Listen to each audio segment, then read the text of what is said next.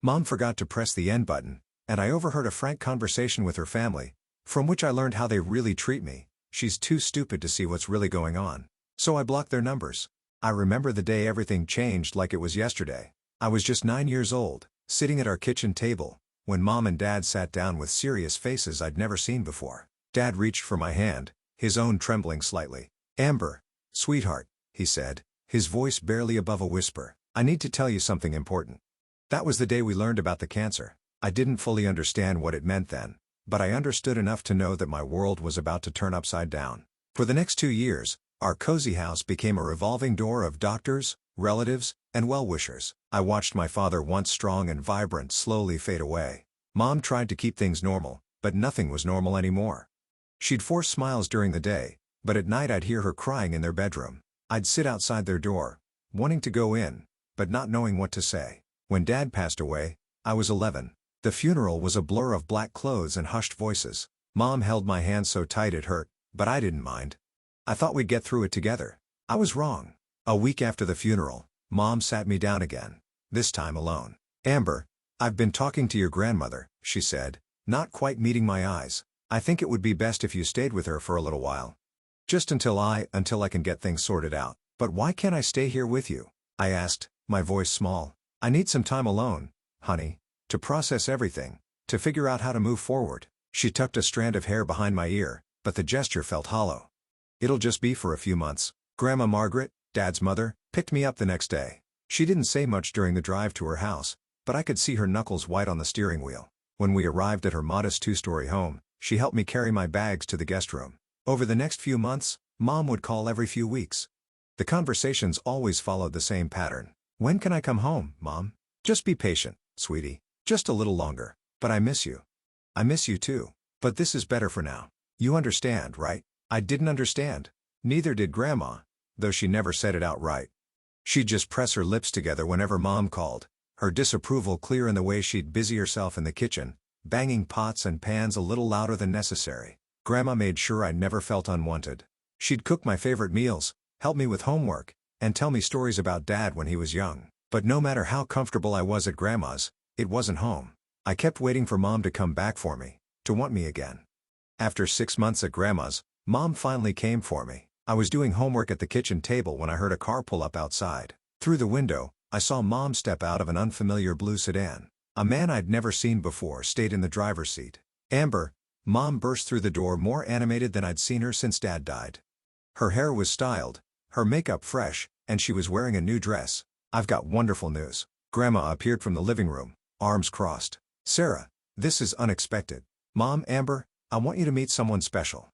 Mom was practically bouncing. "Well, he's waiting in the car. He's a bit shy about coming in," but she grabbed my hands. "Amber, honey, I'm getting married. His name is Robert. He's absolutely wonderful. A successful businessman, and he has 2 daughters about your age. You'll have sisters. Isn't that exciting?" I looked at Grandma, whose face had turned to stone. "Sarah," Grandma's voice was careful, measured, "don't you think this is a bit sudden?" "Oh, Margaret, when you meet him, you'll understand. He's perfect for us. Amber, he's going to be such a wonderful stepfather to you. And his girls, Emma and Lisa, they're 9 and 10. Their mother passed away 3 years ago, and Robert's raised them alone. We're going to be one big happy family." I peered out the window at the man in the car.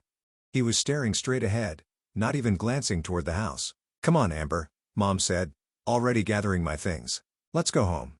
The girls are waiting to meet you." The drive home was filled with Mom's chatter about Robert, the wedding plans, and how perfect everything would be. When we pulled up to our house, the house Dad and Mom had bought together, 2 girls were sitting on the front steps. They looked like matching dolls with their identical blonde hair and pink dresses. "Girls," Mom called out, waving. "Come meet Amber." I stepped forward, trying to smile. "Hi, we know who you are." The taller one, Emma, cut me off. Her voice was sweet as honey, but her eyes were cold. "Our dad told us all about you."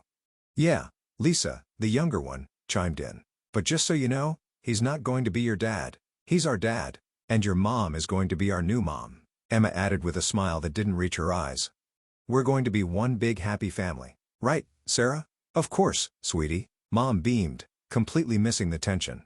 3 months later, I stood in front of a mirror in a plain blue dress while Emma and Lisa twirled around in matching pink bridesmaid gowns.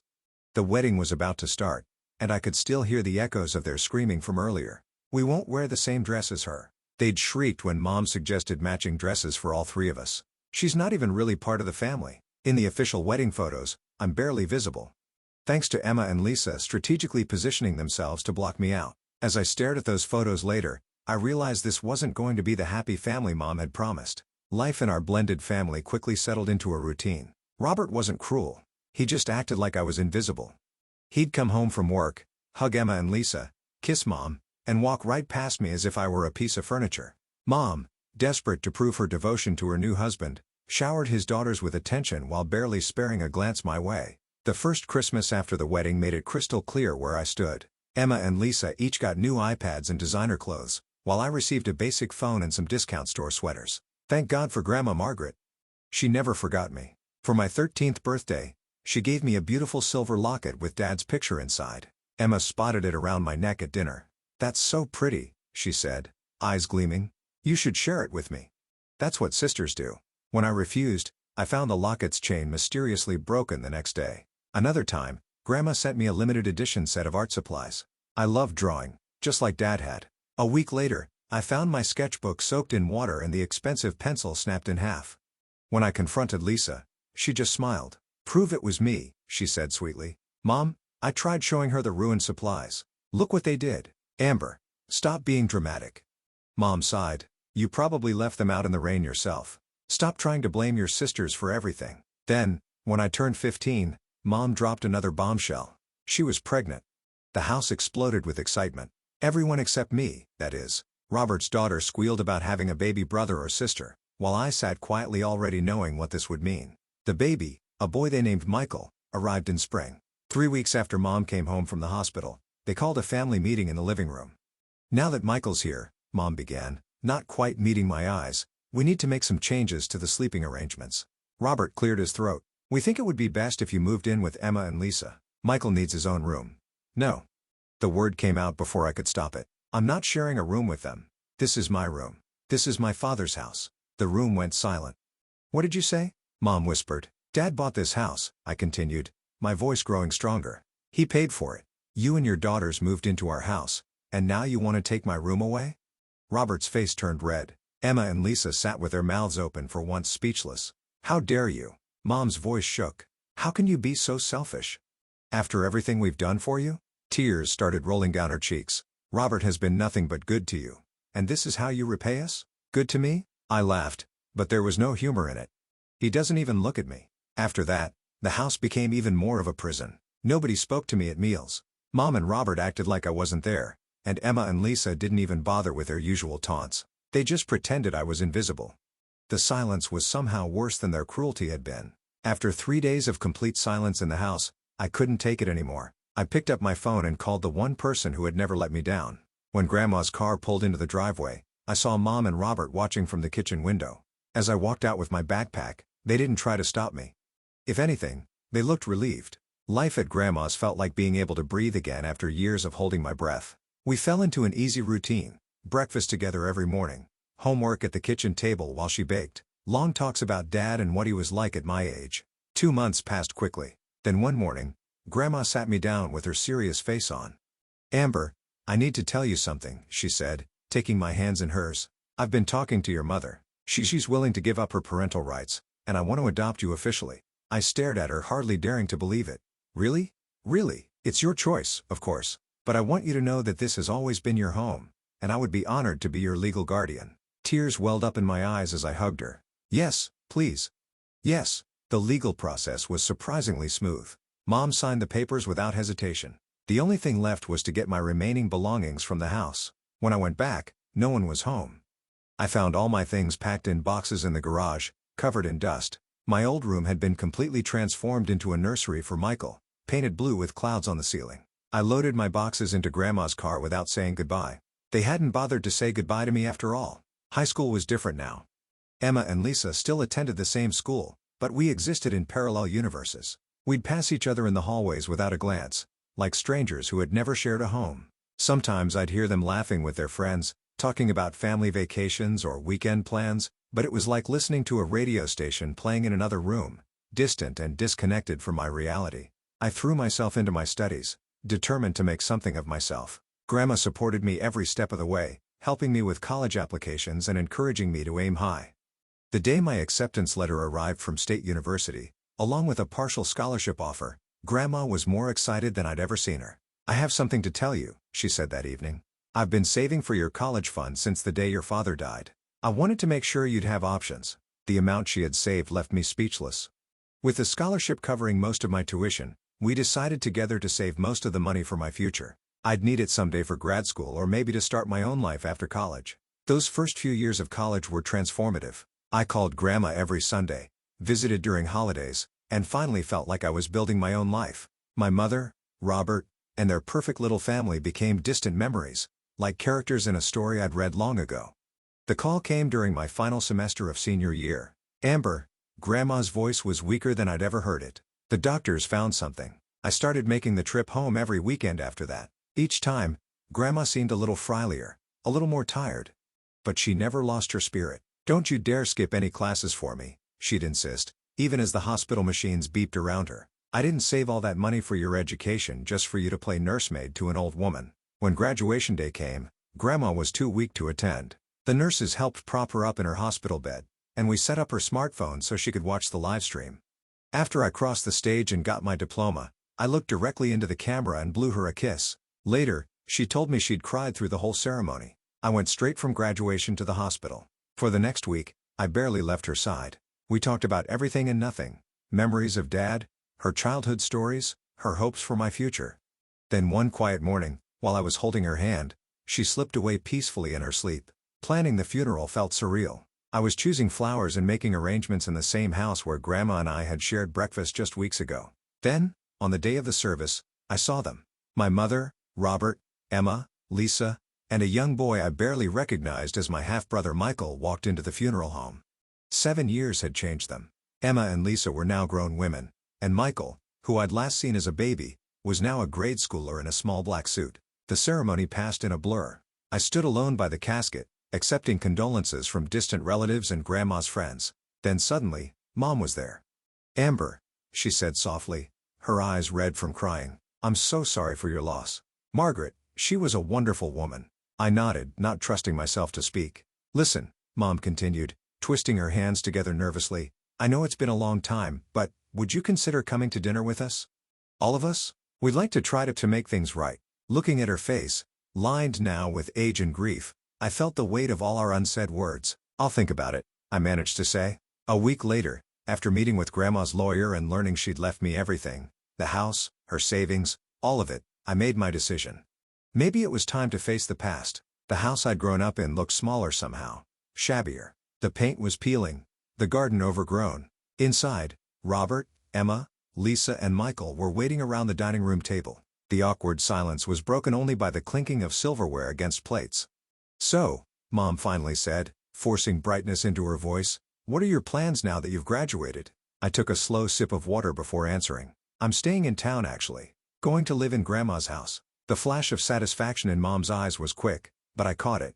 Something about that look made me uneasy, though I couldn't say why. My degree in business administration landed me a position as a junior executive at Wilson & Associates. The salary was more than I'd ever dreamed of making right out of college, and with no rent to pay thanks to Grandma's house, I was able to save a good portion of my earnings. Mom started dropping by regularly, usually with fresh-baked cookies or a casserole. At first, our conversations were awkward, filled with long pauses and careful words.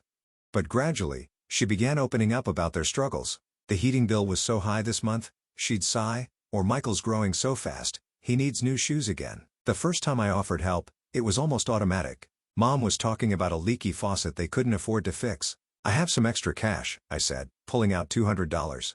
"Here, get it fixed." The way her face lit up made something warm stir in my chest.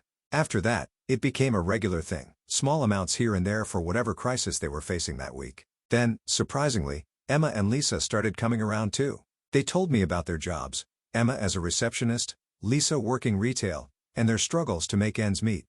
It was strange hearing them talk without any trace of their old meanness. When Mom mentioned that Michael needed a laptop for school, I didn't hesitate. The smile on his face when I gave it to him made all our past history seem distant and unimportant. "You're the best big sister ever," he said, hugging me.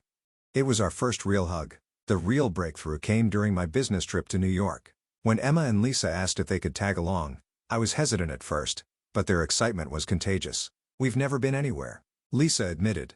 "Dad always said we couldn't afford it." I booked them economy tickets and found a decent tourist-class hotel in Manhattan. Watching them experience New York for the first time was like seeing the city through new eyes. They took pictures of everything, gasped at the height of the skyscrapers, and couldn't stop talking about how amazing it all was. During our dinner at a small Italian restaurant in Little Italy, Emma raised her glass of house wine. "To family," she said, and for the first time the word didn't feel wrong. Back home, our regular dinners became a tradition. Mom, Emma, and Lisa would always insist on choosing budget-friendly restaurants, and they never ordered anything expensive. They seemed genuinely grateful for everything, no matter how small. Mom's call came on a Tuesday afternoon, just like any other. I was reviewing work documents when my phone lit up with her name. "Hi, sweetie." Her voice was warm, familiar. "How are you doing?" We chatted about nothing in particular, Michael's school performance, Emma's new haircut, the usual family gossip.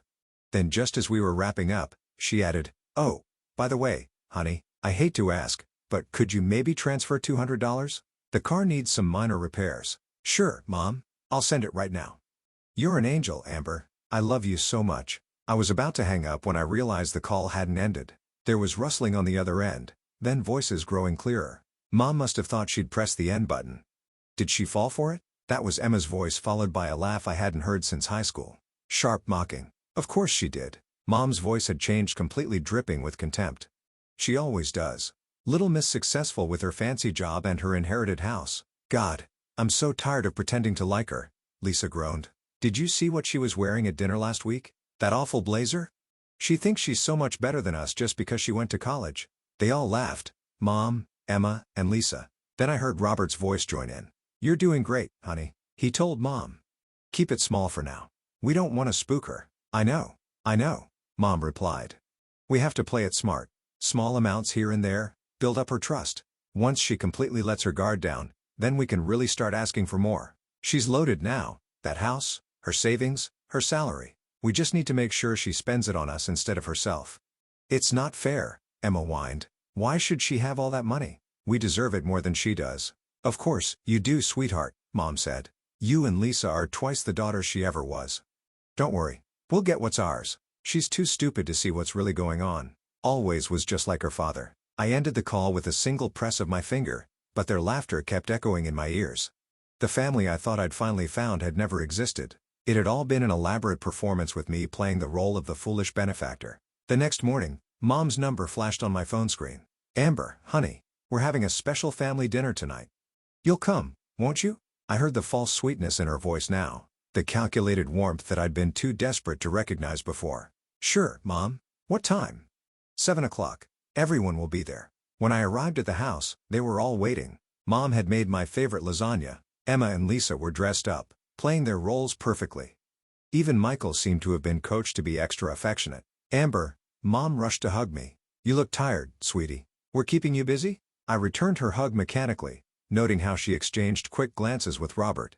Throughout dinner, they kept up their performance, asking about my job, laughing at each other's jokes, playing the perfect family. I watched them like I was seeing a play, noticing every forced smile, every calculated gesture. Finally, as we were finishing dessert, Mom cleared her throat. "Amber, honey, we actually wanted to talk to you about something important." She reached for Robert's hand, their practice move for serious conversations.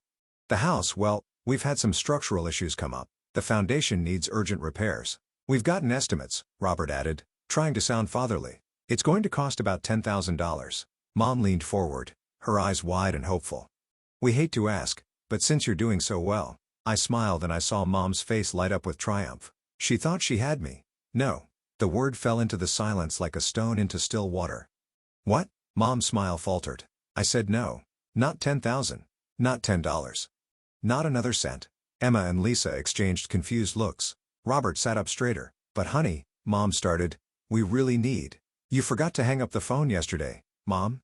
I kept my voice calm, almost conversational. "After you asked for that $200. The color drained from her face. Emma and Lisa froze. Even Michael, who probably didn't understand what was happening, stopped eating his cake. "I heard everything," I continued. "About how tired you are of pretending to like me. About how you've been playing me for money. About how you think I'm stupid just like my father. I turned to Emma and Lisa. About how you deserve my money more than I do. We were just joking. Lisa burst out. It wasn't serious. Amber, sweetie, Mom reached for my hand. I pulled it away. You're misunderstanding. The only thing I misunderstood was thinking you had changed. I stood up from the table. But you know what? I should thank you. You've finally shown me who you really are, and now I can stop wasting my time trying to build a relationship with people who see me as nothing but an ATM. I walked out of that house for the last time, ignoring their calls behind me. But of course, they didn't give up easily. The calls started that night.